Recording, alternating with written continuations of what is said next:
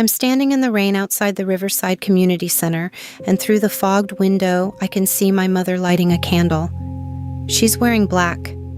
Her hand trembles as she touches the match to the wick, and even from here I can see her dab at her eyes with a tissue. 20, maybe 30 people surround her in a loose circle, their faces soft with sympathy. Someone reaches out to squeeze her shoulder. Another woman, Mrs. Patterson from 3 doors down, has her hand over her heart like she's witnessing something sacred. They think they're watching a mother mourn her dead daughter. The daughter is me. My name is Zoe Hartley. I'm 28 years old, and I am very much alive. I've been standing out here for 10 minutes, rain soaking through my jacket, watching this performance through glass that keeps fogging and clearing with my breath. The community center looks exactly like it did a decade ago when I used to come here for art club meetings. Same brick facade, same double doors with the chipped green paint, same bulletin board inside cluttered with flyers for yoga classes and lost cats. But everything feels like I'm looking at it through the wrong end of a telescope. Distant, distorted, like a photograph with the saturation turned too high. My mother is center stage, exactly where she likes to be. She's 53 now, and she's aged in that careful way some women do, where every line seems intentional, every gray hair strategically placed. She's telling a story. I can't hear her through the glass, but I know the cadence of her voice when she's performing, slow, deliberate, pausing for effect. The people around her lean in. One woman wipes her own eyes. I wonder what story she's telling. Is it the one about how I loved painting? How I used to spend hours in my room with my sketchbooks? Is she describing the daughter she lost as sweet, as kind, as full of potential? Is she crying real tears, or are they the same fake ones she used to deploy when she wanted my teachers to give her special treatment, when she wanted the neighbors to think she was a saint? I've been gone for 10 years. I left the day after I turned 18 with $200, a duffel bag, and a one-way bus ticket to Seattle. I didn't leave a note. I didn't say goodbye. I just walked out the front door at 4 in the morning and never came back. And apparently, my mother told everyone I died. I found out 3 weeks ago. I was scrolling through social media on a slow Tuesday afternoon, taking a break from a logo redesign that was making me want to throw my laptop out the window, when I saw a post from Jennifer Kowalski, a woman who used to live 2 streets over. Thinking of the Hartley family today, the post said, 10 years since they lost their beautiful daughter, sending love and light. I stared at that post for a full minute before my brain caught up. Lost their daughter. 10 years. I started digging. It didn't take long. There were posts going back a decade, one for every year on my birthday. Photos of this exact scene, this candle, this circle of neighbors. My mother in black, holding a framed photo of me at 17, my senior portrait with the fake smile I'd practiced in the mirror because she told me I looked too serious in the first round of proofs. Comments poured in every year. So sorry for your loss. She's with the angels now. You're so strong. I wasn't with the angels. I was in Seattle, building a life from scratch, working 3 jobs to put myself through community college and then design school, learning to be a person my mother couldn't touch. I was alive, I was fine, I was better than fine. And she was here, lighting candles and collecting sympathy like currency. Inside, my mother blows out the match. The candle flame flickers, steadies. She bows her head. The circle of neighbors bows with her. It's choreographed, this grief. It's a composition, and she's placed herself right in the center, the focal point, the subject that draws every eye. I'm a graphic designer. I know about negative space, about what you leave out being just as important as what you include. My mother has spent 10 years creating a narrative where I'm the negative space, the absence, the loss that makes her suffering visible. I'm about to walk in there and ruin her entire design. My hands are shaking. I shove them in my pockets. The rain is coming down harder now, drumming on the roof of the community center, turning the parking lot into a field of shallow puddles that reflect the yellow streetlights. It smells like wet pavement and cedar, that specific Pacific Northwest smell that used to mean home and now just means a place I escaped from. I think about turning around, getting back in my rental car, driving to the airport, flying back to Seattle, pretending I never saw those posts. Let her have her candles. Let her have her performance. What does it matter? I built a life without her. I don't need her to acknowledge I exist, but that's the thing. She's not just ignoring that I exist, she's actively erasing me. She's turned me into a tragedy, a story she tells to make herself the center of attention. And every year she does it. Every candle she lights, every tear she fakes, she's telling the world that I'm gone. I'm not gone. I pull my hand out of my pocket and reach for the door handle. It's cold, slick with rain. Through the window, I see my mother lift her head. She's saying something, her mouth moving, her expression solemn. The neighbors nod. I open the door. If you want to see what happened when I walked into that room and blew out my own memorial candle, hit that like button and subscribe. Because this story is about to get real complicated, real fast. The smoke from the candle curled up between us, thin, gray, disappearing into nothing. For a moment, nobody moved, nobody spoke. The room was so quiet I could hear the rain hitting the windows, the hum of the fluorescent lights overhead, my own heartbeat in my ears. Then the room exploded. Everyone started talking at once, voices overlapping, rising, some angry, some confused, some demanding answers. Mrs. Patterson was saying something about how this didn't make sense. Mr. Chen was asking my mother if she'd known I was alive. Someone else was saying this was insane, this was fraud, someone should call the police. My mother just stood there, staring at the smoking wick. Her face had gone blank, empty, like someone had unplugged her. A woman I didn't know pushed forward. She was maybe 50, wearing a cardigan and glasses. "You told us she was dead," she said to my mother. Her voice was shaking. "I've been in your grief group for 3 years. I lost my son, my actual son, and you've been sitting there every week talking about your loss, and it was all fake?" It wasn't fake. My mother's voice was barely a whisper. "She left me. She was gone." "Gone isn't dead." The woman's face was red now, angry. "Do you have any idea what it's like to actually lose a child? To bury them? And you've been using that, using our pain, for what? Attention?" I wasn't... My mother looked around the room, searching for allies. "I wasn't using anyone. I was hurting. I am hurting." "Because your daughter left?" Another voice, a man near the back. "My kid left too, moved across the country. We don't talk much, but I didn't throw a funeral." "You don't understand." My mother's voice was getting desperate now. "You don't know what it was like. She just disappeared.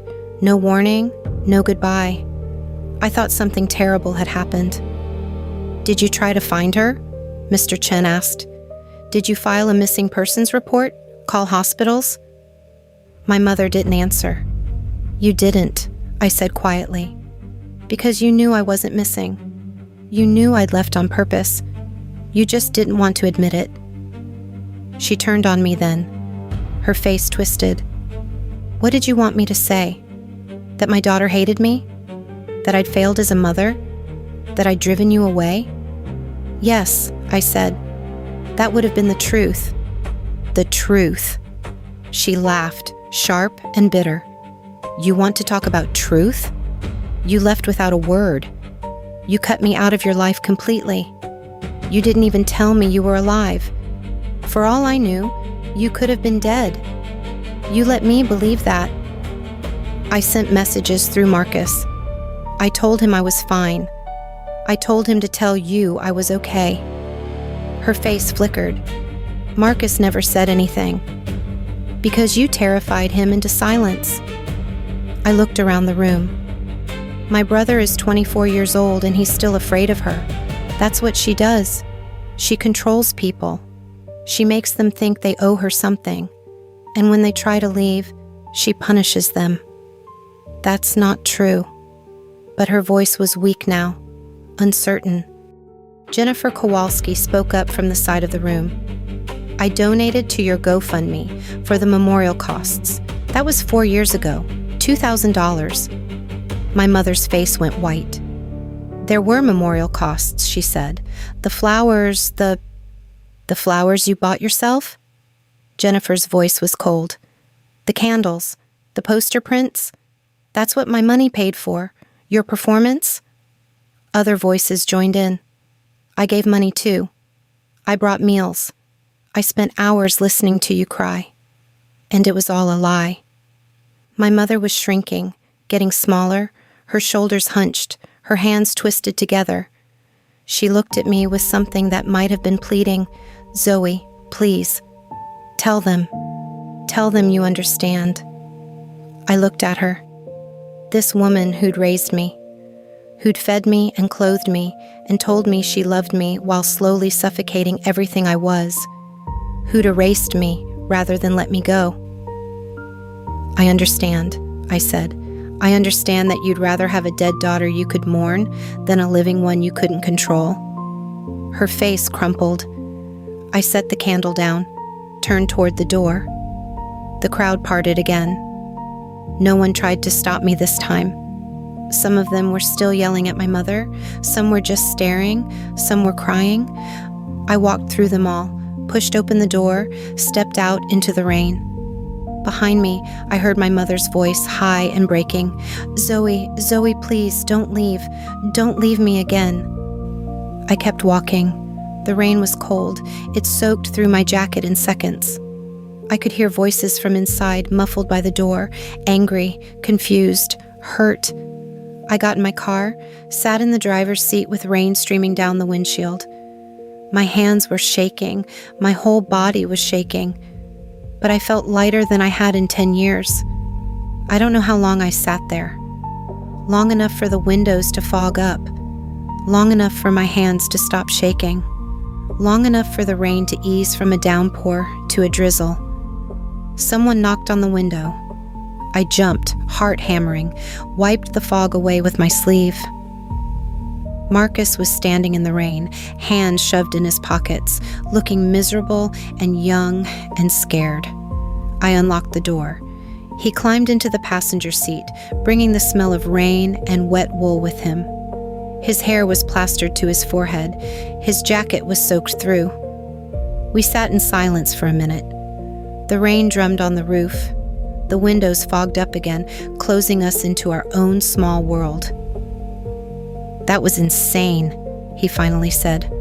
I laughed. It came out shaky. Yeah. I was inside, in the back. I got here right before you walked in. He rubbed his hands together, trying to warm them. I wanted to warn you, but then you were already there and it was happening, and I froze. It's okay. It's not okay. He looked at me. His eyes were the same as I remembered. Brown, serious, but older now, tired. I should have done something years ago. I should have told someone. I should have stood up to her. You were 14. I'm not 14 anymore. His voice cracked. I've been an adult for 6 years, and I still let her control everything. My phone, my friends, where I work. She still treats me like a kid, and I just let her because it's easier than fighting. Marcus. I reached over, squeezed his shoulder. This isn't your fault. Isn't it? He wiped his face. Rain or tears, I couldn't tell. I watched her do this. Every year, the memorial, the candles, the posts. I watched her lie to everyone, and I never said a word. I let people think you were dead. Because you were surviving. That's what you do when you're trapped. You survive however you can." He was quiet for a long moment. Then he said, "I have a girlfriend. Her name is Amy. She's a teacher. She's smart and funny, and she actually likes me. I don't know why. And I haven't told Mom about her because I know what will happen. She'll find something wrong with her. She'll make me choose. And I'm so tired, Zoe. I'm so tired of living like this." I looked at him. Really looked at him. He was 24, but he looked younger, smaller, like he was still that 14-year-old kid watching his sister walk out the door. "You can leave," I said. "You know that, right? You can just leave." "And go where? Do what?" "I work at the hardware store. I live at home. I don't have savings. I don't have a plan." I left with $200 and a bus ticket. No plan, no safety net, and I made it work. "You're braver than me." "I'm not brave. I was desperate." I turned to face him fully. "But Marcus, you don't have to do it the way I did. You don't have to run away in the middle of the night. You can plan. You can save money. You can tell Amy what's going on and let her help you. You have options I didn't have." He was crying now. Actually crying. "I don't know how to be a person without her telling me who to be." "Yeah, you do. You just haven't had the chance to try yet." I pulled him into a hug. He was taller than me now, but he felt small, fragile. "You're not alone, okay? You have me now. You have my number.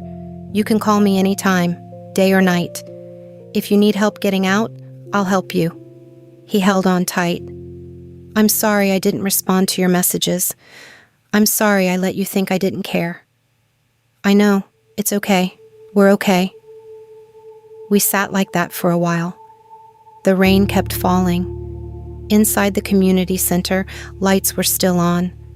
I could see shapes moving behind the fogged windows. People leaving, people staying, people trying to make sense of what had just happened.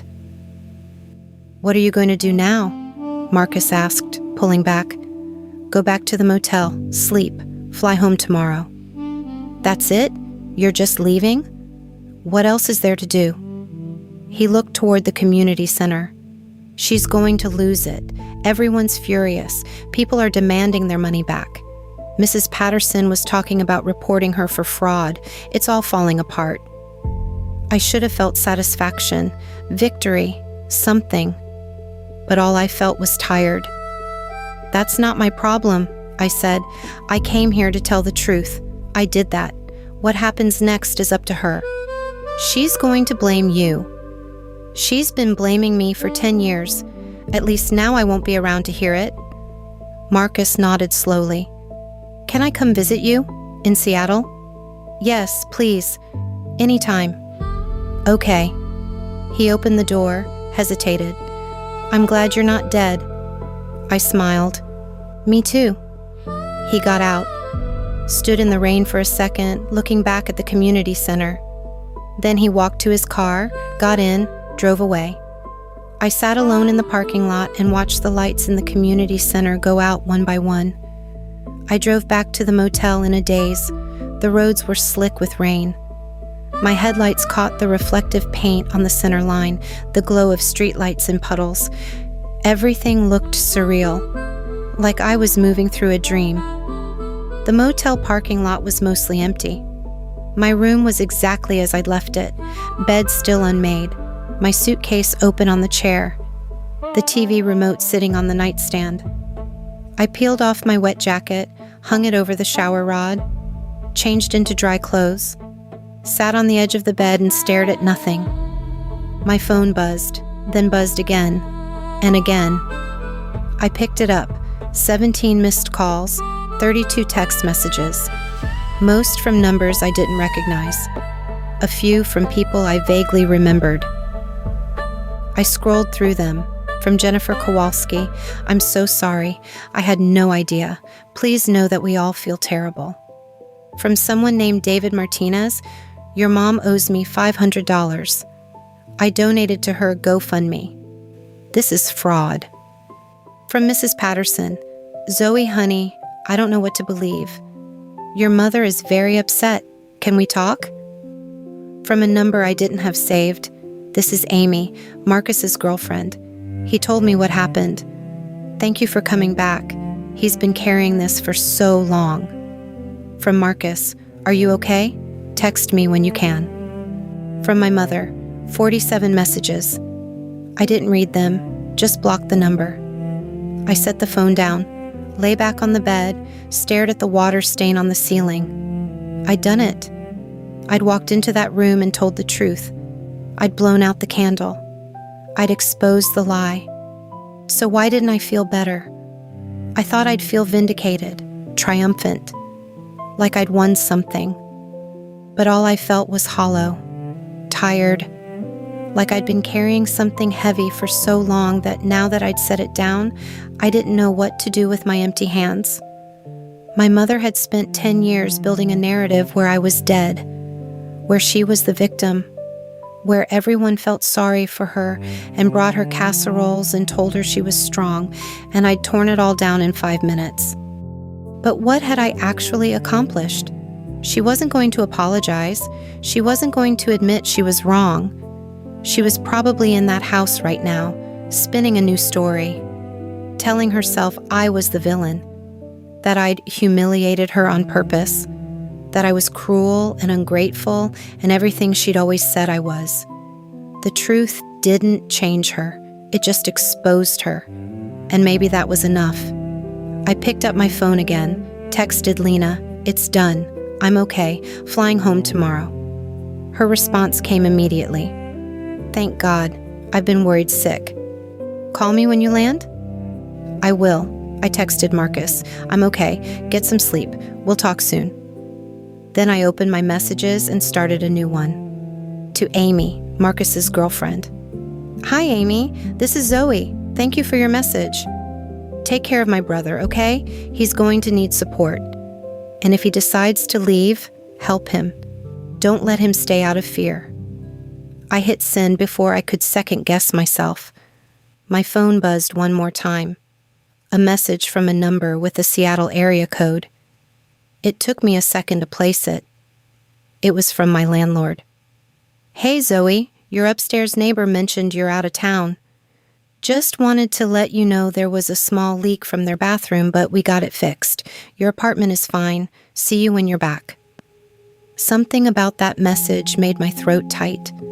My apartment, my neighbor, my landlord who knew my name and texted me about leaks, my life, the one I'd built, the one that was waiting for me. I wasn't dead. I wasn't a ghost. I wasn't a story someone else got to tell. I was Zoe Hartley, 28 years old, graphic designer, living in a 500-square-foot studio in Seattle with a succulent on the windowsill and a best friend 2 floors down, and a life that was small and imperfect and entirely mine. My mother couldn't take that away from me. She tried to erase me, but I was still here. I set an alarm for 6 in the morning. My flight was at 10. I'd return the rental car, go through security, get on the plane, and fly back to the life I'd built. And I'd leave her here with the wreckage of her lie. I turned off the light, lay in the dark, listening to the rain. It was softer now, almost gentle, the kind of rain that helps you sleep. For the first time in 3 weeks, I felt like I could breathe. The alarm went off at 6. I'd slept better than I expected. Deep, dreamless, the kind of sleep that comes after you've been holding your breath for too long and finally let it out. I showered, packed, checked the room one last time, left the key on the desk. The woman at the front office barely looked up when I walked past, just nodded and went back to her crossword puzzle. The morning was gray and cool. The rain had stopped, but everything was still wet. The parking lot, the roads, the air itself felt damp, heavy with moisture that hadn't quite decided if it wanted to be rain or mist. I drove to the airport on autopilot, past the downtown that was just waking up, past the high school where a janitor was unlocking the front doors, past the street where I used to live. I didn't look at the house as I drove by, didn't slow down, just kept my eyes on the road ahead. The airport was small enough that I could see the whole thing from the parking lot. 2 gates, 1 coffee shop, a handful of people scattered through the waiting area, most of them looking at their phones. I returned the rental car, went through security, bought coffee I didn't really want just to have something to hold. Found my gate, sat in a plastic chair that was bolted to the floor and watched planes take off through the window. My phone buzzed. Marcus, safe travels. Thank you for coming back. I mean it, I typed back. Thank you for being there. Love you too. I stared at those 3 words for a long time. I couldn't remember the last time someone in my family had said that to me. Maybe never. My mother had said it, but it always came with conditions. I love you, but I love you, so you owe me. I love you, which means you have to do what I say. Marcus just said it. Simple, true. No strings attached. They called my flight. I stood in line with business travelers and families and college kids going back to school, handed my boarding pass to the gate agent, walked down the jetway. Found my seat. Window again. Watched the ground crew load luggage. Watched the safety demonstration I'd seen 100 times. Felt the plane push back from the gate, taxi to the runway, pause. And then we were moving. Faster. Faster. The moment of lift where the ground falls away and you're suspended between earth and sky. I looked out the window as we climbed. The town got smaller. The streets turned into lines, the houses into dots. The community center where I'd blown out my own memorial candle was just another building in a grid of buildings. From up here, it all looked so small, insignificant, like it couldn't possibly have held so much pain. We broke through the clouds. The sun was shining above them, bright and clean. The world below disappeared into white. I leaned my head against the window and closed my eyes.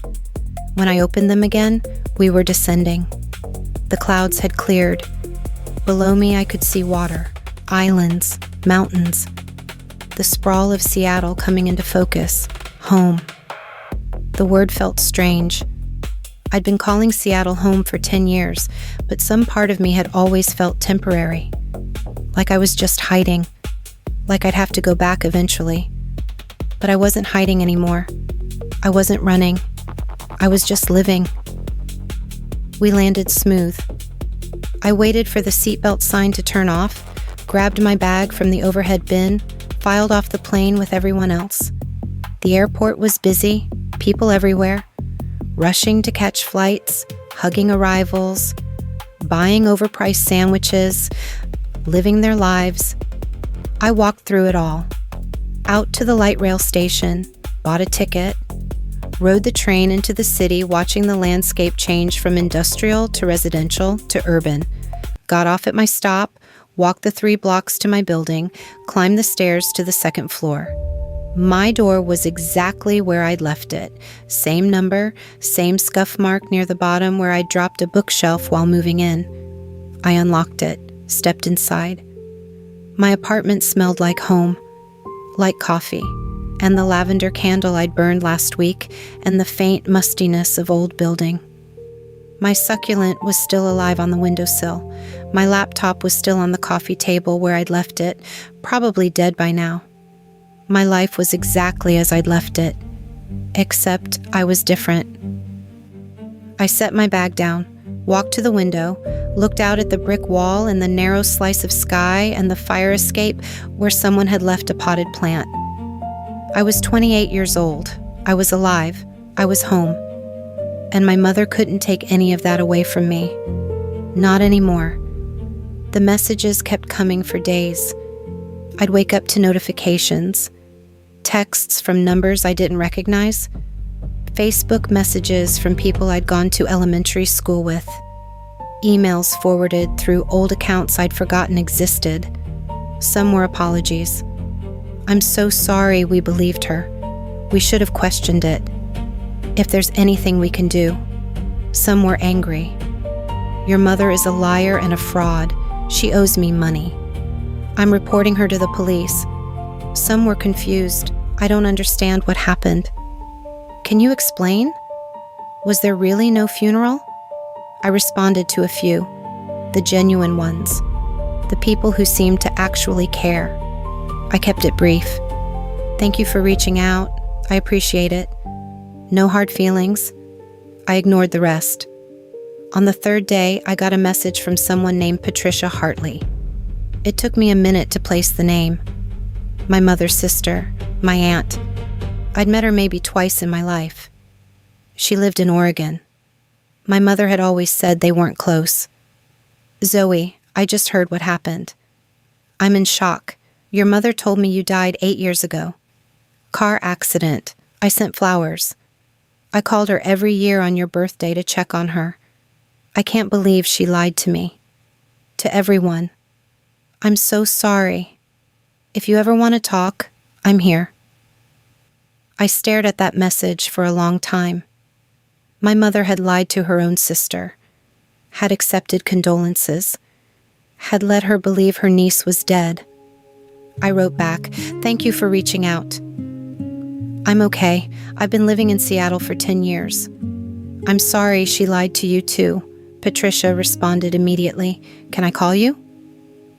We talked for an hour. She cried, apologized, told me stories about my mother when they were kids, how she'd always needed to be the center of attention, how she'd made up stories to get sympathy even then, how Patricia had distanced herself years ago because she couldn't handle the drama.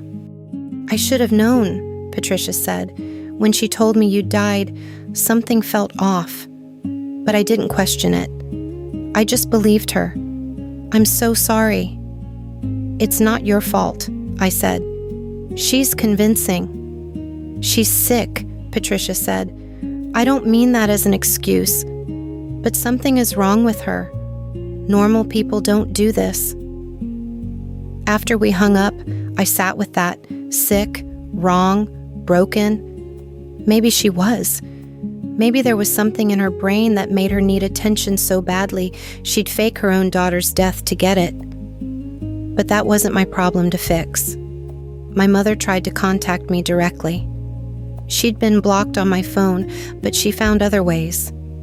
She created a new Facebook account, sent emails from different addresses, even tried to message me through LinkedIn. The messages followed a pattern. First, defensive. "You humiliated me. You ruined my life. Everyone hates me now, and it's your fault." Then accusatory. "You're cruel. You're heartless. You always were. I gave you everything, and this is how you repay me." Then pleading, "Please talk to me. Please let me explain. I'm your mother. You can't just cut me out. I love you. I need you. I blocked every account, deleted every email, didn't respond once." Lena came up one evening with Thai food and wine. We sat on my floor eating pad Thai straight from the containers. "How are you doing?" she asked. "Really?" I thought about it. "I'm okay. Better than okay, actually." "Yeah?" "Yeah. I thought I'd feel guilty, or sad, or something, but mostly I just feel free." "Good." She raised her wine glass. "To freedom, and to never faking your own death for attention." "I'll drink to that." We clinked glasses, ate in comfortable silence. Outside my window, the city hummed. Cars passing, someone's music playing, the sound of people living their lives. Marcus texted me every day. Small things. Photos of his lunch, memes, updates about work. He was talking to Amy about moving in together, about maybe looking for a job in a different city, about building a life that wasn't under our mother's shadow. "I'm proud of you," I texted him. "I'm trying," he wrote back. "It's hard, but I'm trying. That's all you can do." On the 5th day, I went back to work, opened my laptop, looked at the logo I'd been working on before all of this, the one that had felt so wrong. I looked at it with fresh eyes, saw immediately what the problem was. The negative space was cluttered. The composition was fighting itself. I'd been trying to fit too much in. I stripped it down, removed everything that wasn't essential, left only what mattered. It was better, cleaner, stronger. I sent it to the client. They loved it. I closed my laptop and looked around my apartment. My small, imperfect, entirely mine apartment. My life that I'd built from $200 and a bus ticket and sheer stubborn refusal to disappear. My mother had tried to erase me, but I was still here, and I was done letting her take up space in my head. 3 weeks after I got back, I started therapy. I'd been thinking about it for years, but never quite committed. It felt like admitting something was wrong, like I was broken. But sitting in my apartment, processing everything that had happened, I realized I needed help carrying it. My therapist's name was Dr. Sarah Chen. Her office was in Capitol Hill, a small room with plants on every surface and a couch that was actually comfortable. She was maybe 50, with gray streaks in her black hair and the kind of calm presence that made you feel like you could say anything. I told her everything, about my mother, about leaving, about the 10 years of silence, about the memorial services and the candle and walking into that room. She listened without interrupting. When I finished, she said, "That took a lot of courage." It didn't feel like courage. It felt like I didn't have a choice. Sometimes courage is just doing the thing you're terrified of because the alternative is worse.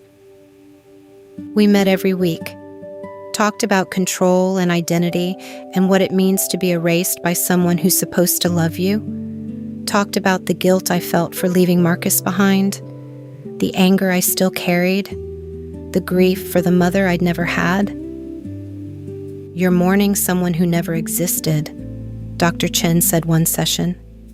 "The mother you needed, the one who would have celebrated your independence instead of sabotaging it.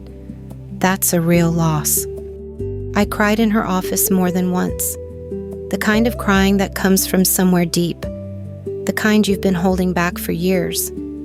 But I also laughed, talked about my life in Seattle, my work, my friends, the succulent I'd somehow kept alive for 3 years now.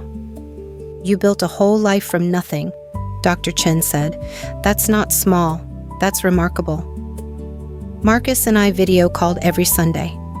It became a routine. I'd make coffee, he'd make tea, and we'd sit on our respective couches and talk for an hour. He told me about Amy, how she was helping him look at apartments, how he'd opened his own bank account that our mother didn't have access to, how he was saving money, slowly, secretly. "I'm thinking about moving to Portland," he said one Sunday. "Amy got a job offer there, better pay, and it's far enough from Mom that she can't just show up." "That's great," I said, "really great." "I'm scared," he admitted. "What if I can't do it? What if I'm too much like her?" "You're nothing like her." "How do you know?" "Because you're asking the question, because you're worried about it. She never questioned herself once." He was quiet for a moment. Then he said, "Do you ever miss her? Even a little?" I thought about it, really thought about it. I miss the idea of having a mother, but I don't miss her. Does that make sense? "Yeah," he said, "it does." 4 months after the memorial, I got a message from Jennifer Kowalski. She'd started a support group for people who'd been lied to by my mother. 12 people showed up to the first meeting. They were working on getting their money back. Some were considering legal action. I didn't join the group, didn't want to be part of that story anymore. But I appreciated that they were holding her accountable in ways I couldn't. I stopped checking to see if my mother was trying to contact me. Stopped wondering what she was telling people. Stopped caring whether she'd learned anything or changed at all. She was her own problem now. I focused on my life, took on new clients, started painting again, something I hadn't done since high school. Went on a few dates that didn't go anywhere but weren't terrible. spent Thanksgiving with Lena's family, started planning a trip to visit Marcus and Amy in Portland. One evening, I was sitting by my window watching the sunset.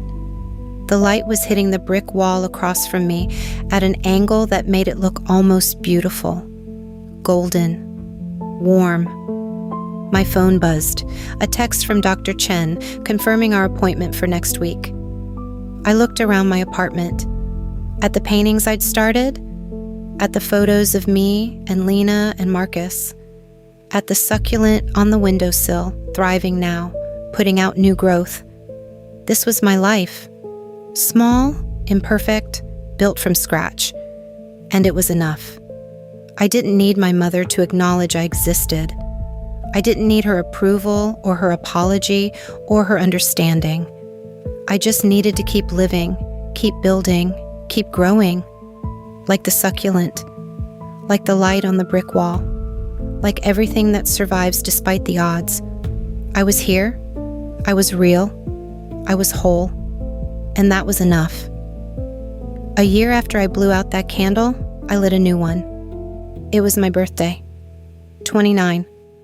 I was in my apartment with Lena and Marcus and Amy, who'd flown up from Portland for the weekend. We'd ordered pizza and were sitting on my floor because I still didn't have enough chairs for everyone. "Make a wish," Lena said, holding out a cupcake with a single candle. I looked at the flame. Small, steady, real. A year ago, I'd been standing in the rain outside a community center, watching my mother perform grief for an audience. Watching her light a candle for a daughter who wasn't dead. Building a story where I was the absence, the loss, the tragedy that made her suffering visible.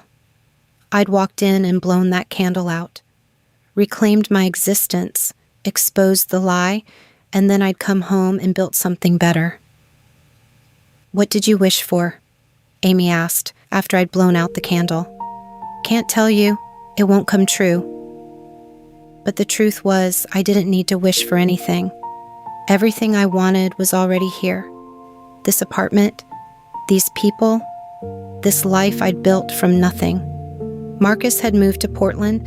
He and Amy had an apartment with a balcony where they grew tomatoes. He called me twice a week now instead of once. He was seeing a therapist too, learning to be a person outside of our mother's shadow. "She still posts about you," he told me last month. "Change the story. Now she says you were estranged and she thought you were dead, but you came back and refused to reconcile. She's the victim either way." "Of course she is," I'd said. And I'd meant it without bitterness. She was always going to be the victim in her own story. That was her choice, her prison. I'd made a different choice. I'd chosen to be the protagonist of my own life instead of a supporting character in hers.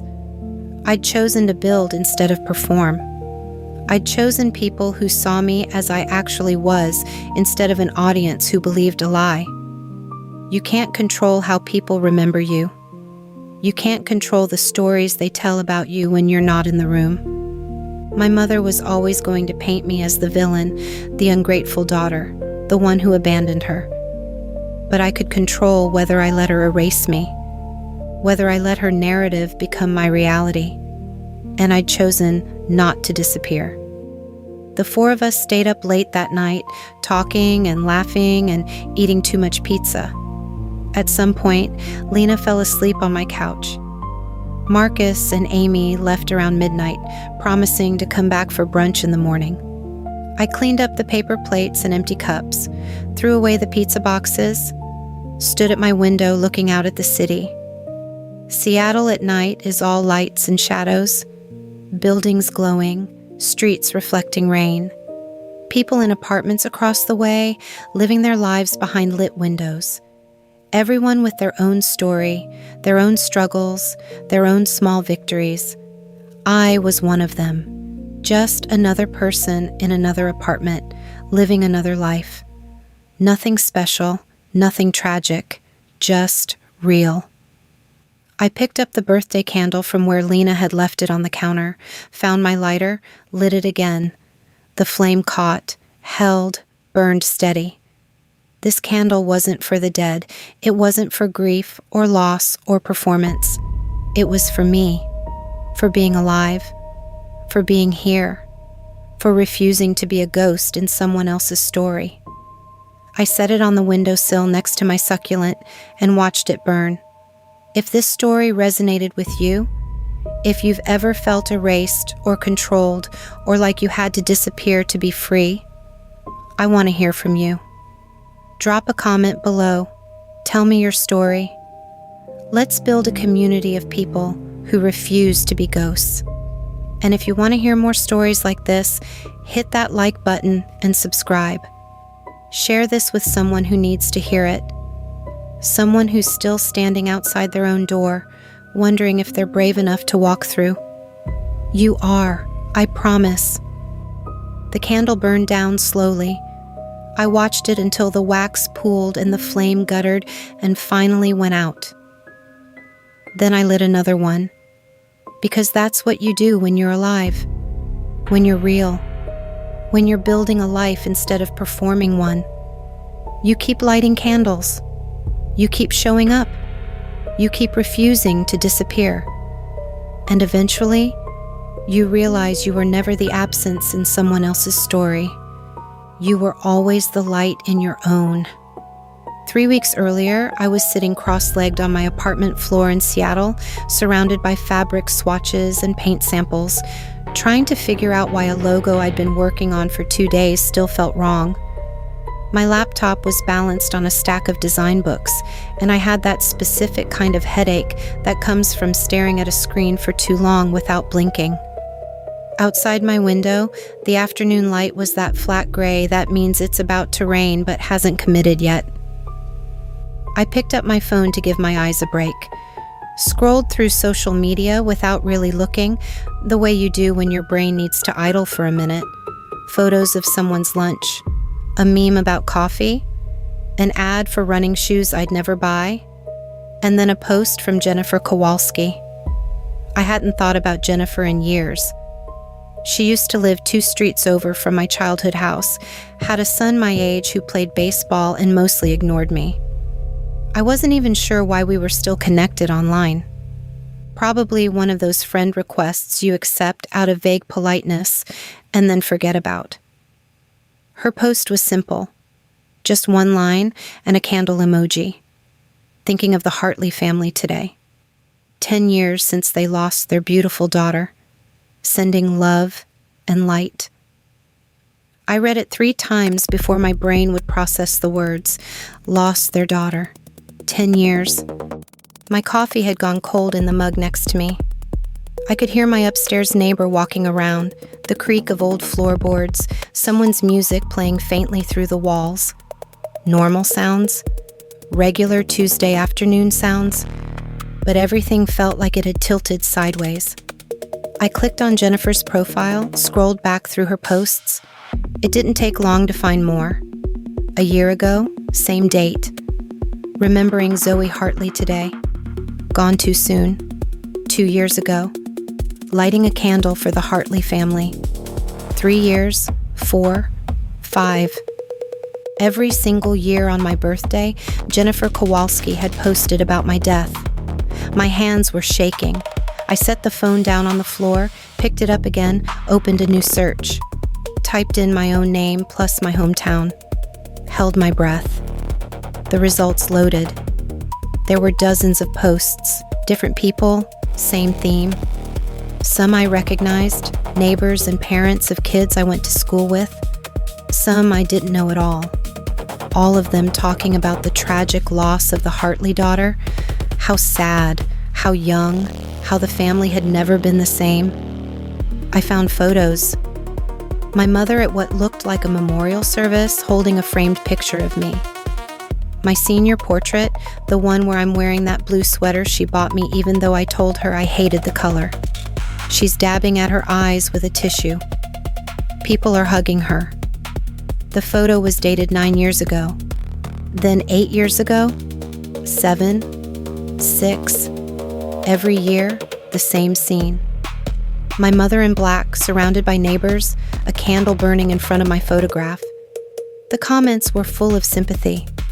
You're so strong. She's in a better place, praying for your family." I sat there on my apartment floor with my cold coffee and my fabric swatches and my half-finished logo, and I tried to make sense of it. I'd left 10 years ago, walked out, and never looked back. I changed my phone number, blocked my mother's email, made it clear through the few family members I still spoke to that I didn't want contact. I knew she'd be angry. I knew she'd probably tell people I was ungrateful, difficult, all the things she'd always said about me when I didn't perform the way she wanted. But I never imagined she'd tell people I was dead. I stood up, paced to the window, paced back. My apartment suddenly felt too small. It's a studio, barely 500 square feet, but it's mine. I pay for it with money I earn from design work I'm good at. The walls are covered with prints I chose, art from local artists I actually like. There's a succulent on the windowsill that I've somehow kept alive for 2 years. It's not much, but it's a life I built from nothing, and it's real. And my mother had erased all of it. She'd turned me into a ghost, a tragedy, a story she could tell to make people feel sorry for her. I grabbed my phone again, opened my messages, scrolled to the last person I'd talked to from home, my brother Marcus. We hadn't spoken in almost a year. The last message was from me, a Merry Christmas text he'd never responded to. I typed fast before I could second-guess myself. "Marcus, call me. It's important." I hit send and waited. Outside, the rain finally started. It hit the window in soft taps at first, then harder, a steady rhythm that filled the silence. My phone stayed quiet. The logo on my laptop screen stared back at me, still wrong, but now I couldn't remember why I'd cared. All I could think about was my mother, standing in front of a candle, crying fake tears for a daughter who wasn't dead, and all those people believing her. Marcus called back 2 hours later. By then, I'd gone down a rabbit hole so deep I'd lost track of time. My laptop was open next to my phone, both screens glowing in the dimming light of my apartment. I'd found a Facebook group, an actual grief support group that my mother was part of, for parents who'd lost children. She'd been active in it for years. I'd read through her posts with a feeling like falling, like the floor had disappeared and I was just dropping through empty space. She'd written about the anniversary of my death, about how hard birthdays were, about finding my old sketchbooks and crying over them. She'd posted photos of my childhood bedroom, unchanged, like a shrine. People had commented with hearts and prayers, "And you're so brave." One post from 4 years ago said, "Sometimes I still set a place for her at dinner without thinking. The grief never goes away, you just learn to carry it." I'd been in Seattle that day, eating Thai takeout straight from the container while I worked on a website redesign. Very much alive. Very much not a ghost haunting my mother's dinner table. When my phone finally rang, I almost dropped it. "Zoe?" Marcus's voice was cautious, older than I remembered, but still recognizably him. "Did you know?" I didn't bother with hello. "Did you know she's been telling everyone I'm dead?"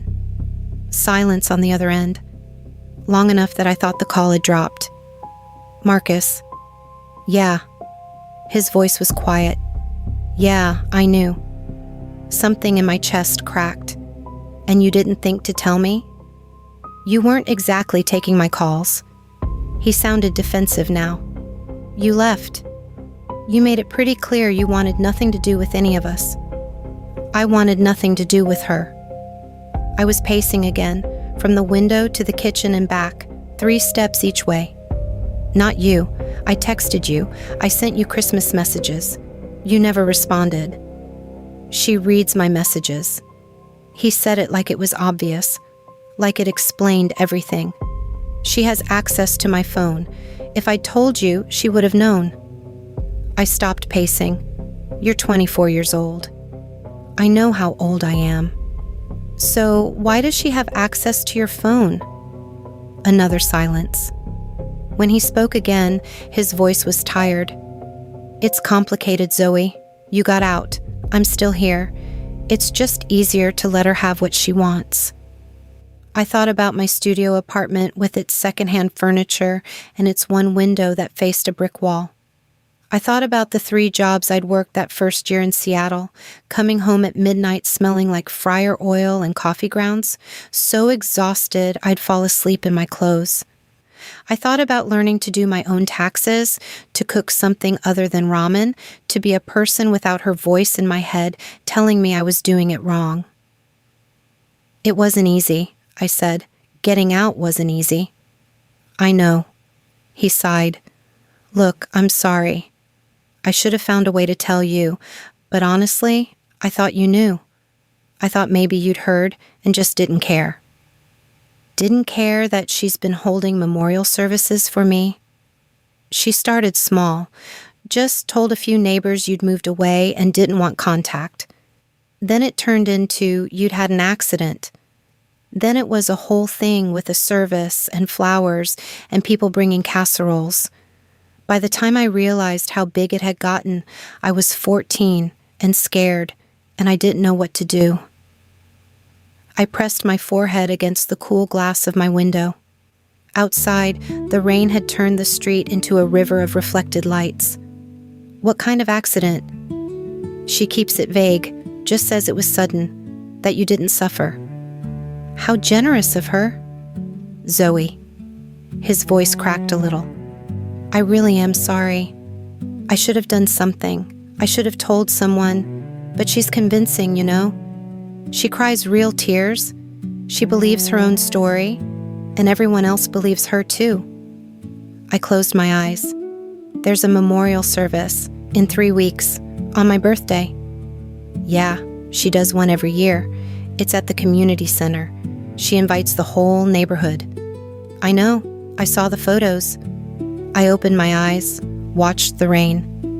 "I'm thinking about going." The silence this time was different, sharp. "What do you mean, going?"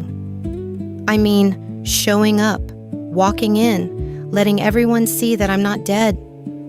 "Zoe, no, you can't. She'll lose her mind. She'll make it into a whole thing. She'll twist it around. She'll make you look like the bad guy for letting her think you were dead." "I didn't let her think anything. She made this up." "I know that. But she won't see it that way. And neither will anyone else. They'll think you're cruel for letting her suffer." I laughed, sharp and bitter. "She's not suffering. She's performing. There's a difference." Marcus didn't say anything. "I'm going," I said. "I'm buying a plane ticket. I'm going to walk into that memorial service and blow out the candle myself." "Zoe, please. Just think about it. You don't know what she's like now. She's gotten worse. She's made this whole identity out of being the grieving mother. If you take that away from her, I don't know what she'll do." "Good," I said. "Let her figure it out." I hung up before he could argue anymore. I didn't sleep that night. I sat on my couch with my laptop, clicking through years of posts and photos, building a timeline of my own death. It was meticulous, my mother's performance. She thought of everything. Year 1, the posts were raw, devastated. Can't believe she's gone. The photos showed her looking genuinely wrecked, hair unwashed, eyes red. A few people had commented asking what happened, and she'd replied, "I can't talk about it yet. It's too painful." The perfect non-answer that invited more sympathy without requiring details. Year 2, she'd found her rhythm. The memorial service became an annual event. She'd posted photos of the community center decorated with white flowers and candles. My senior portrait blown up and mounted on an easel. A memory table with my old sketchbooks, my high school art awards, a stuffed rabbit I'd had as a kid. She'd captioned it, "Celebrating Zoe's life today." She would have been 20. Would have been. Like I was frozen at 18 forever. Year 3, she'd joined the grief support group. started posting about her healing journey, about learning to live with loss, about how helping other grieving parents gave her purpose. The comments were full of praise. "You're an inspiration. Your strength is amazing. Zoe would be so proud." I wanted to throw my laptop across the room. By year 5, she'd become a grief influencer. That's the only way I can describe it. She had a whole aesthetic, black and white photos, quotes about angels and heaven, posts about signs from the universe that I was watching over her, a butterfly landing on her hand, a song on the radio, the way the light came through the window on my birthday. She'd accumulated hundreds of followers who didn't know her in real life, people from all over the country who followed her grief journey. They called her brave. They called her a warrior. They sent her gifts, prayer cards, jewelry with angel wings. One woman had crocheted her a blanket with my name on it. I found her Amazon wish list. It was public, full of books about loss and healing, candles, picture frames. People had bought her things. Strangers had sent her gifts because they felt sorry for her dead daughter. I took screenshots of everything. I didn't know what I'd do with them, but I needed proof. Needed to document this in case I started doubting my own reality. Around 3 in the morning, I texted my best friend Lena.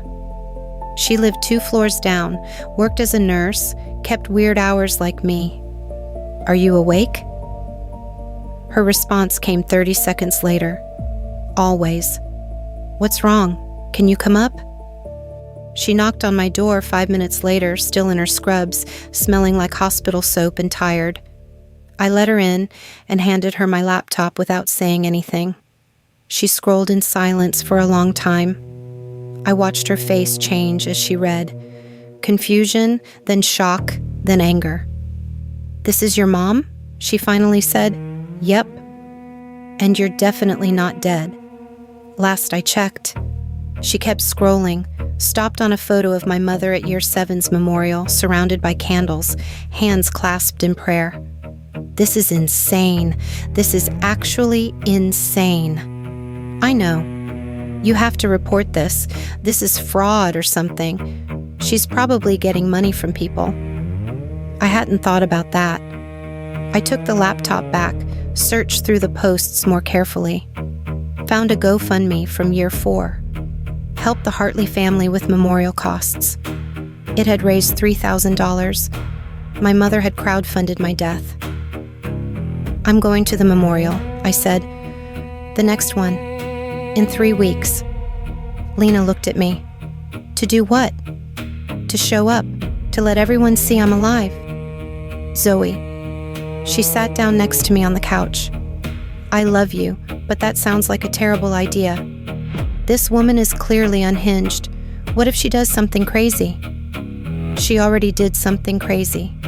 She faked my death for a decade." "Exactly. So why walk into a room full of her supporters and confront her? What do you think is going to happen? Everyone's going to apologize and your mom is going to admit she lied?" "I don't care if they apologize." I closed the laptop.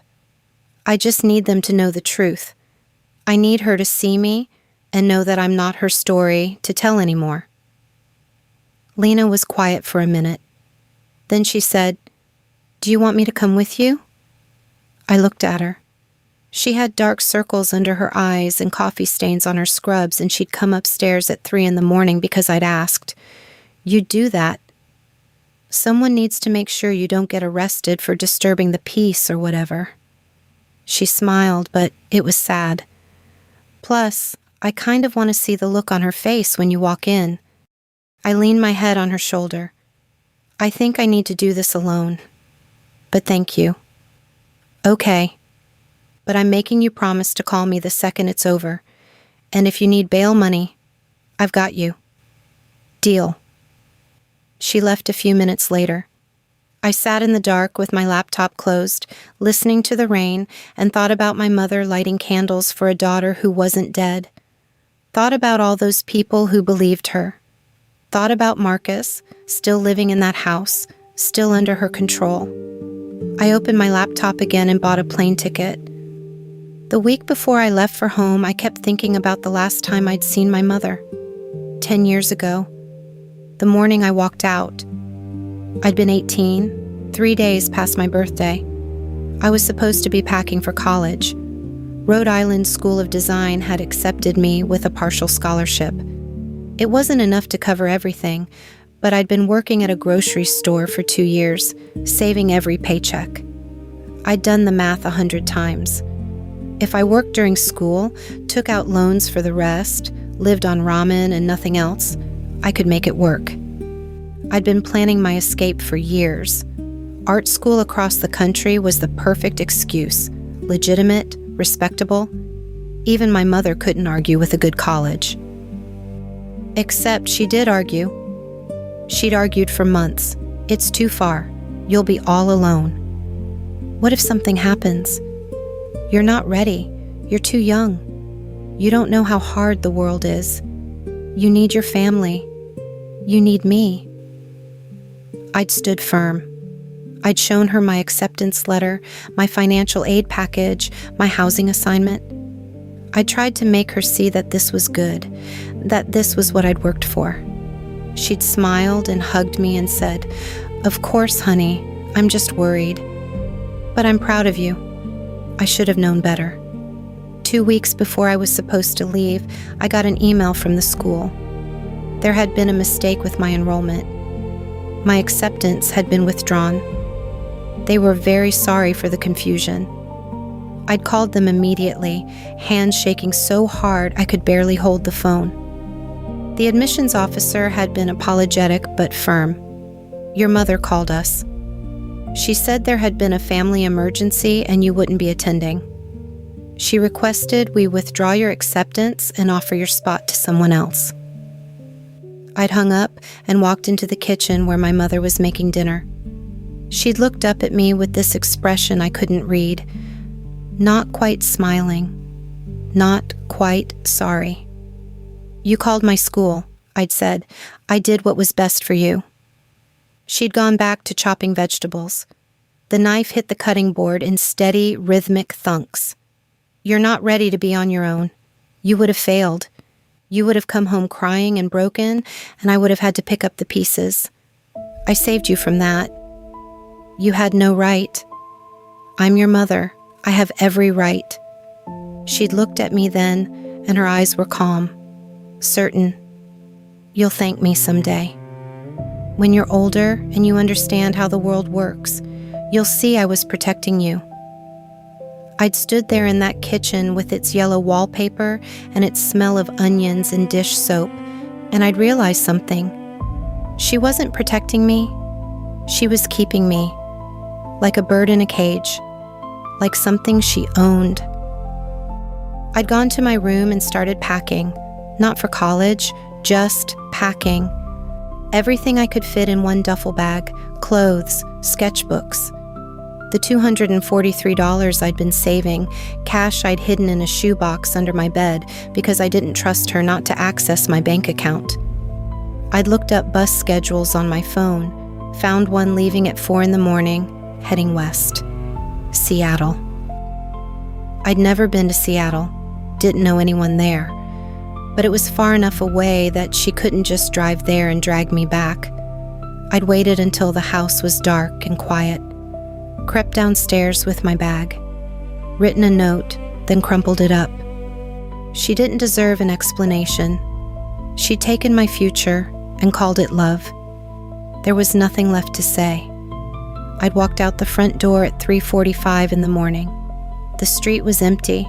The air smelled like cut grass and summer ending. I'd walked the 2 miles to the bus station, bought my ticket, and sat on a plastic bench watching the sky turn gray, then pink, then blue. When the bus pulled up, I'd climbed on and found a seat in the back, pressed my forehead against the window, watched my hometown disappear behind me. I'd cried for the first hour. Then I'd stopped crying and started planning. I had $200, one duffel bag, and no plan beyond get far away.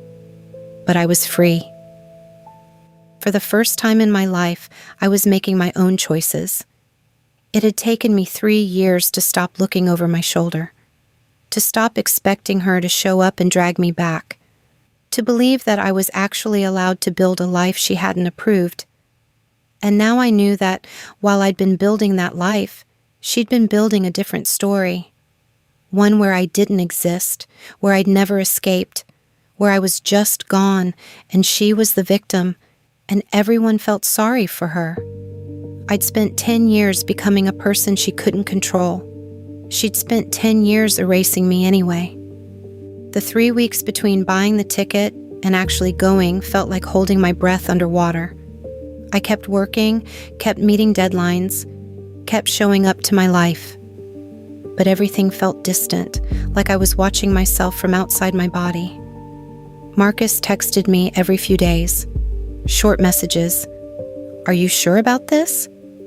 She's been talking about the memorial. She's planning something big for year 10. Please reconsider. I didn't respond most of the time. When I did, I kept it simple. "I'm going. I'll be fine. Don't worry." His last text came the night before my flight. "I'm scared for you, and I'm scared of what happens after. But I get why you need to do this. Call me when you land?" I wrote back, "I will. Thank you." Lena helped me pack. She sat on my bed while I tried to figure out what you wear to your own memorial service. "Not black," she said. "That feels wrong." Everything feels wrong. I held up a blue sweater, put it back. "What's the dress code for confronting your mother about faking your death?" "Business casual?" She was trying to make me laugh. It almost worked. I settled on jeans and a green jacket. Simple. Normal. The kind of thing a living person wears on a regular day. I packed light, 2 days of clothes, toiletries, my phone charger. I wasn't planning to stay long. The flight left at 6 in the morning. I didn't sleep the night before. Just lay in bed watching the ceiling, thinking about what I'd say. I'd rehearsed it 100 times in my head. "Hi, Mom. I'm not dead. Surprise." But every version sounded wrong, too flippant, too angry, too hurt. Maybe I wouldn't say anything at all. Maybe I'd just walk in and let my presence speak for itself. The plane was half empty. I had a window seat, watched Seattle disappear below me, the gray water and green islands and mountains in the distance. I'd built a whole life in that city, made friends, found work I was good at, learned to be a person my mother hadn't designed, and I was flying back to the place I'd run from. We landed at noon. The airport was small, the kind where you walk across the tarmac instead of through a jetway. The air smelled different than Seattle. Drier, sharper. It smelled like memory. I picked up my rental car, a compact sedan that smelled like air freshener and other people's road trips, programmed the address of a motel into my phone. I wasn't staying with family. Wasn't even telling anyone except Marcus that I was in town until the memorial. The drive from the airport took 20 minutes. I knew these roads. That gas station where I'd bought slushies after school. That intersection where I'd gotten into a fender bender when I was 17, and my mother had screamed at me for an hour about being careless. That park where I used to sit and draw when I needed to get out of the house. Everything was smaller than I remembered, shabbier. The trees were the same, turning gold and red with autumn. But the buildings looked tired. The paint was peeling, the sidewalks were cracked. Or maybe it had always been like this, and I'd just been too young to see it. The motel was on the edge of town, the kind of place that rents by the week and doesn't ask questions. My room was on the second floor, overlooking the parking lot. It had a bed, a TV bolted to the dresser, a bathroom with a shower that dripped. The bedspread was floral and faded. It smelled like bleach and old carpet. I sat on the edge of the bed and looked at my phone. The memorial was tomorrow night, 6 o'clock at the community center. I had 28 hours to decide if I was really going to do this. I texted Marcus, "I'm here." His response came fast. "Where are you staying?" "Motel off Highway 9. "Do you want to meet up? Get coffee or something?" I thought about it. Seeing Marcus felt too real. Too much. I needed to stay focused. "Tomorrow," I wrote after. "Okay, be careful." I set my phone down and lay back on the bed, stared at the ceiling, the water stain in the corner shaped like a hand, the smoke detector with its blinking red light. I'd spent 10 years running from this place, and now I was back, about to walk into a room full of people who thought I was dead. I closed my eyes and tried to imagine it. The moment I opened the door, the moment they saw me, the moment my mother's face changed from grief to something else. I couldn't picture it. My imagination stopped at the door, like a video that freezes on the last frame. I'd find out tomorrow. Outside, someone's car alarm went off, then stopped. The sun moved across the sky. The room got darker. I didn't move. Just lay there, breathing, waiting for tomorrow to come. I woke up at dawn, even though I hadn't set an alarm. The motel room was cold.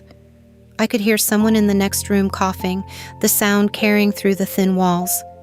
I lay there for a while, watching the light change from gray to pale yellow through the curtains. The memorial wasn't until 6. I had the whole day to kill. I showered, dressed, drove to a diner I remembered from high school. It was still there, same red vinyl booths and laminated menus. I ordered coffee and eggs I didn't eat. The waitress was someone I didn't recognize, which was a relief. I didn't want to explain who I was. Didn't want to see recognition in anyone's eyes. After breakfast, I drove. No destination, just drove through streets I used to know. Past my old high school, the brick building with its sad little courtyard. Past the grocery store where I'd worked, now a dollar store. Past the library where I'd spent hours in the art book section, teaching myself about color theory and composition because my mother said art classes were a waste of money. I ended up on my old street without meaning to. Or maybe I'd been heading there all along. The house looked the same. Small ranch style, pale blue siding, white trim. The lawn was neat, the bushes were trimmed. My mother had always cared about appearances. What the neighbors thought, how things looked from the outside. I parked across the street, 3 houses down, far enough that I wouldn't be obvious, close enough to see. There was a candle in the front window, tall, white, sitting on the sill of what used to be the living room. It wasn't lit, not in daylight, but it was there, a permanent fixture. A constant reminder to anyone who passed by that this was the house of a grieving mother. I wondered if she lit it every night, if she sat in the dark and watched it burn and thought about the daughter she'd erased, if she believed her own story by now, if she'd told the lie so many times that it had become true in her mind. The front door opened. I slid down in my seat, heart hammering. My mother came out. She was wearing a black dress, heels, her hair done. She looked elegant, put together. She was carrying a box, the kind you get from a bakery. She loaded it carefully into her car, went back inside, came out with another box, then a bag, then a rolled-up poster. She was preparing, getting ready for tonight, for her performance. I watched her make 3 trips from the house to the car. She moved with purpose, with energy. This was her event, her show. 10 years of memorials, and she'd perfected the production. She got in her car and drove away.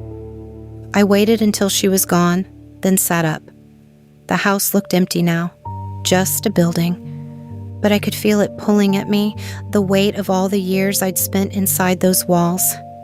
Being told I wasn't good enough, that I was too sensitive, too dramatic, that I should be grateful for everything she did for me. that I owed her. I'd spent so long trying to forget this feeling, the suffocation, the sense that I was disappearing, being absorbed into what she wanted me to be instead of what I was. And here I was, back in it, breathing the same air, looking at the same house. But I wasn't 18 anymore. I wasn't trapped. I had a life she couldn't touch, a person I'd become without her permission. I'd survived 10 years without her. I'd built something real. She'd built a lie. I started the car and drove away, went back to the motel, lay on the bed and watched the clock. 1 o'clock, 2, 3, 4. At 5, I got up and changed clothes, put on the green jacket, checked my reflection in the bathroom mirror. I looked tired, pale, but alive. Very, very alive. At 5:30, I got in the car and drove to the community center. At 5:45, I parked in the lot and watched people arrive. Neighbors I recognized, some I didn't. They were dressed nicely, carrying flowers, their faces solemn. They thought they were going to a memorial. They thought they were honoring the dead. At 5:50, I saw my mother's car pull up. She got out, smoothed her dress, took a breath, put on her grief face. Someone rushed over to hug her. She accepted the hug, dabbed at her eyes. At 5:55, I watched her go inside 55. I watched her go inside, watched the door close behind her. At 6 o'clock, I got out of my car and walked toward the building. The rain had started, light at first, then heavier.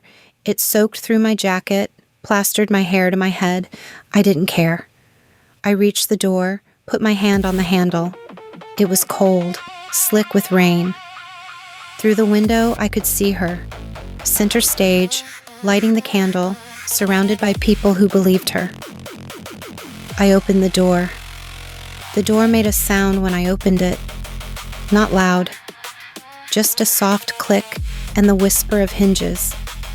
But in the quiet of that room, it might as well have been a gunshot.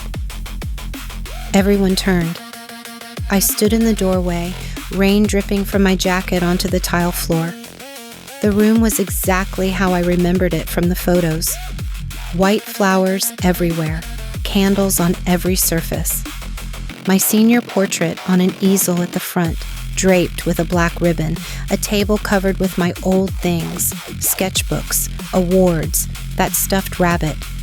And in the center of it all, my mother, holding a lit candle, wearing black. Her hand frozen halfway to her face, the tissue clutched in her fingers. She was staring at me like I was a ghost. I guess to her, I was. The silence stretched. Someone's phone buzzed. No one moved to check it. 30, maybe 40 people, all of them looking at me. Some with confusion, some with recognition starting to dawn, some still not understanding what they were seeing. I stepped inside, let the door close behind me. My shoes squeaked on the wet floor. "Hi, Mom," I said. My voice sounded strange, too loud, too steady, like it was coming from someone else. My mother's mouth opened, closed, opened again. No sound came out. A woman near the front, Mrs. Patterson, made a small noise. Her hand went to her chest. "Oh my God," she whispered. "Is that—" "Zoe," someone else said. "Mr. Chen from 4 houses down. He'd given me $20 for my 18th birthday. Told me to buy something nice." "Zoe Hartley?" I nodded, kept my eyes on my mother. She still hadn't moved. The candle in her hand was shaking, wax dripping onto her fingers. She didn't seem to notice. I walked forward. The crowd parted. No one tried to stop me. They were too shocked, too confused. I could hear whispers starting, a low buzz of voices. What's happening? I thought she was dead. Is this real? I reached the front, stood 3 feet from my mother, close enough to see the mascara starting to run at the corners of her eyes, close enough to smell her perfume, the same one she'd worn for 20 years, close enough to see the exact moment shock turned into something else. Fear. Zoe. Her voice cracked. Baby, I don't understand. They told me you were... Don't. I kept my voice quiet, calm. Don't do that. Don't pretend. I'm not pretending. I thought... She reached for me. I stepped back. Her hand dropped. Where have you been? All these years I thought you were gone. I thought I'd lost you. You knew exactly where I was. I looked at the candle in her hand. You want to put that down? She looked at it like she'd forgotten she was holding it. Set it on the table next to my portrait. Her hands were shaking. I turned to face the room. All those faces, some I knew, some I didn't, all of them waiting to understand what was happening. I'm not dead, I said, simple, clear. I've been alive this whole time, living in Seattle, working, building a life. My mother knew that. She's known it for 10 years. The whispers got louder. Someone said, that's impossible. Someone else said, there was a funeral. There was a memorial service, I corrected. Not a funeral, because there was no body, because I didn't die. I left. And she decided it was easier to tell everyone I was dead than to admit I didn't want to be around her anymore. My mother made a sound, a sob or a gasp, I couldn't tell. That's not true. That's not what happened. I looked at her. Then tell them what happened. Tell them the truth. She stared at me. Her face was white. Her carefully applied makeup was starting to smudge. She looked smaller than I remembered. Older. But her eyes were the same. That look I knew so well. The one that said I was being difficult, ungrateful, cruel. She looked at the crowd, back at me. I can explain? Good, I said. Explain. The room held its breath. My mother's mouth worked for a moment before words came out. When they did, her voice was different. Softer, wounded. The voice she used when she wanted sympathy. I thought you were dead, she said. When you left, you just disappeared. You wouldn't answer my calls. You blocked me. I didn't know where you were or if you were safe. I was terrified. And then months went by with no word, and I assumed the worst. You assumed I was dead. My voice was flat, without a body, without any evidence. You just decided I was dead and threw a memorial service. I was grieving. Her eyes were filling with tears now. Real ones, maybe. Or maybe she'd just gotten that good at faking them. I'd lost my daughter. You have to understand, I was devastated. These people, she gestured at the crowd. They were here for me. They helped me through the worst time of my life. Mrs. Patterson stepped forward. Zoe, honey, your mother has been through so much. We all have. We've been mourning you for 10 years. I'm sorry you were mourning, I said, but I didn't die. I left. There's a difference. You left without a word. My mother's voice was getting stronger now, more certain. She was finding her footing. You abandoned your family. You broke my heart. What was I supposed to tell people? That my daughter hated me so much she ran away and never looked back? You could have told them the truth. The truth? She laughed. It sounded bitter. The truth is that you were cruel. You were selfish. You left your little brother without a sister. You left me without a daughter. And yes, I told people you were gone because you were. You made yourself gone. The room was shifting. I could feel it. Some people were nodding, looking at me with different eyes now. Not shock, something closer to judgment. She has a point, someone murmured. A man I didn't recognize. If she just disappeared like that. I was 18, I said.